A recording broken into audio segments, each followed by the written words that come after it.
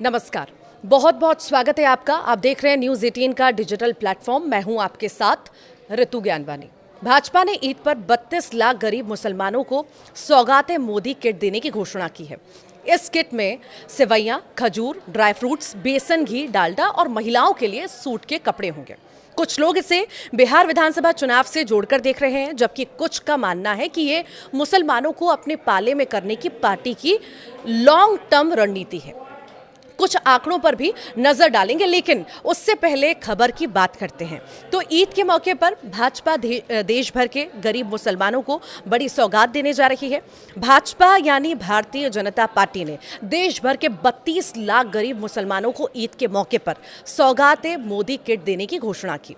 ये अभियान भाजपा अल्पसंख्यक मोर्चा द्वारा चलाया जाएगा, जिसके तहत 32,000 पार्टी पदाधिकारी 32,000 मस्जिदों में संपर्क करेंगे।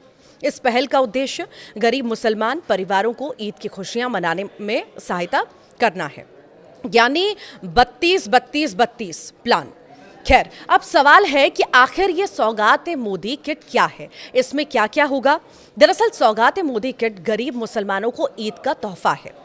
गरीब मुसलमान भी अच्छे से ईद मना सके, इसीलिए भाजपा उन्हें ईद मनाने के लिए ये किट दे रही है। इसमें ये ज़रूरी चीज़ें होंगी जिसका इस्तेमाल कर गरीब मुसलमान अपनी ईद मना सकते हैं। सौगात मोदी किट में ईद के लिए ज़रूरी सामान शामिल होंगे, मसलन सेवैयां, खजूर, ड्राई फ्रूट्स, बेसन हुआ, घी, डालडा और महिलाओं के लिए सूट के कपड़े।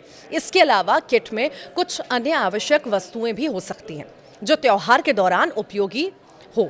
भाजपा का कहना है कि ये योजना न केवल सहायता प्रदान करेगी, बल्कि मुस्लिम समुदाय को चंद दलालों और ठेकेदारों के प्रभाव से बाहर निकालने में भी मदद करेगी।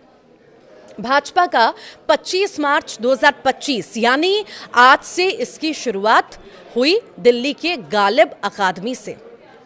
इसके तहत हर एक भाजपा कार्यकर्ता 100 लोगों से संपर्क करेगा। भाजपा का दावा है कि यह कदम सामाजिक समावेश और गरीब उन्मूलन की दिशा में एक बड़ा प्रयास है, और इस पहल को बिहार सहित कई राज्यों में लागू किया जाएगा, जहां भाजपा की मजबूत उपस्थिति है।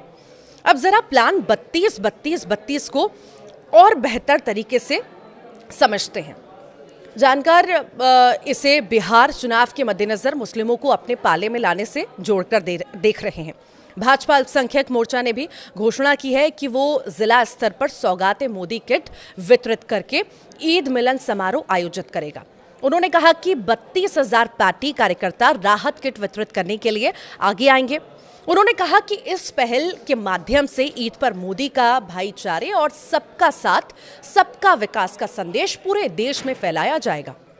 रिपोर्ट के अनुसार सिख, ईसाई, बौद्ध, जैन और पारसी धर्मावलंबियों के धार्मिक त्योहारों के दौरान भी ऐसा ही किया जा सकता है।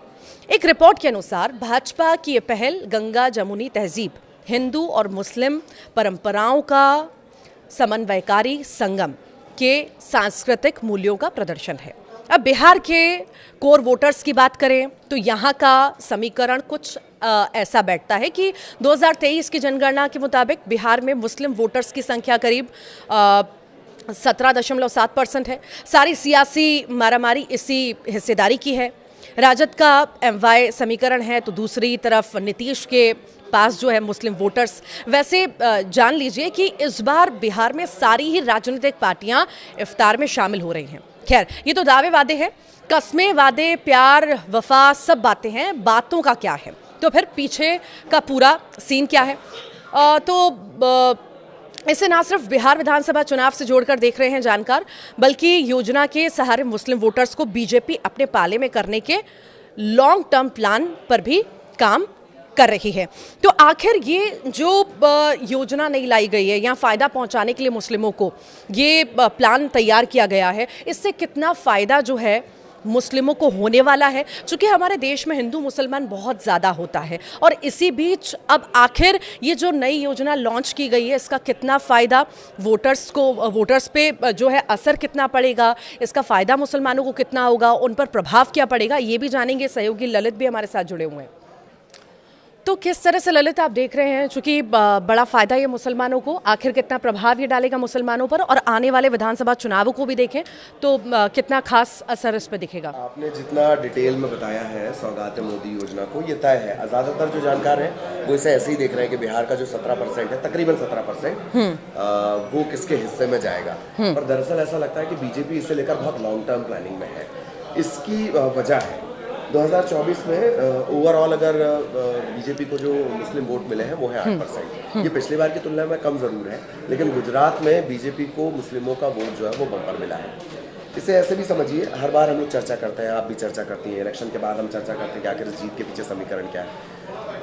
जो मुस्लिम तबका पहले बल्क में वोट करता था, एक बार कह दिया गया, या धर्मगुरु ने कह दिया, मौलवी ने कह दिया, मौलाना ने कह दिया, तो पूरा का पूरा जत्था जाकर एक पर्टिकुलर जगह वोट करता था। लेकिन 3 तलाक के बाद उस वोट में सेंध लगी है। महिलाएं बोल तो देती हैं कि हम वोट कर रहे हैं, लेकिन कहीं ना कहीं बीजेपी की तरफ वो वोट ट्रांसफर हुआ है। एक 2024 के बाद जो पोस्ट सर्वे हुआ, उसमें एक प्रोफेसर है हिलाल अहमद, उन्होंने कहा है कि बीजेपी को अगर 8% वोट भी मिल रहे हैं तो बहुत बड़ी बात है। 2024 के चुनाव के बाद बीजेपी को अगर 8% वोट भी मिल रहा है। अब पार्टी सौगात मोदी को लेकर सिर्फ एक बात, बिहार का जो मुस्लिम वोटर है वो डेडिकेटेडली नहीं है किसी के प्रति। जैसे पश्चिम बंगाल का जो मुस्लिम वोटर है वो एक तरफा वोट करता है, ममता दीदी के पास उसका वोट जाता है, बनर्जी के पास।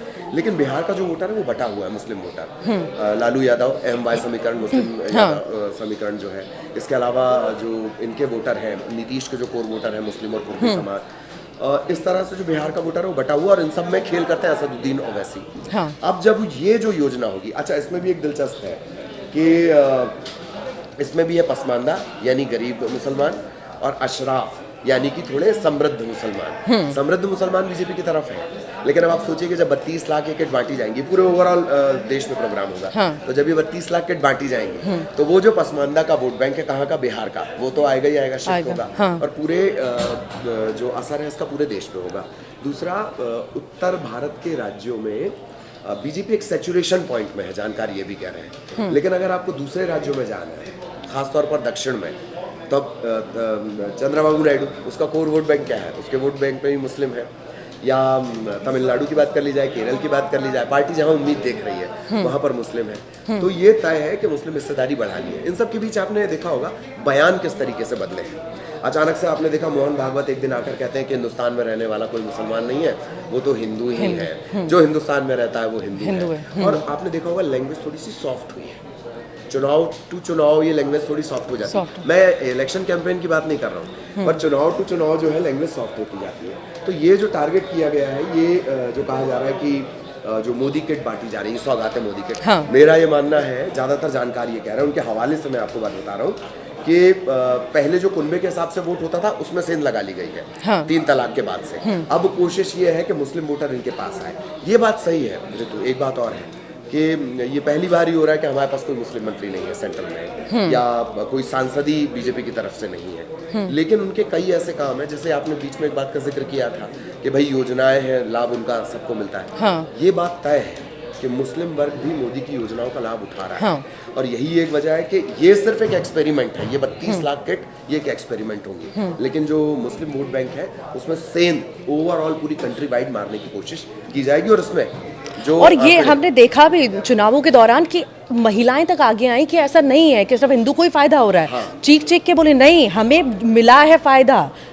तो ये फायदा मिलेगा, और ये देशव्यापी फायदे के लिए ही ये सारा है।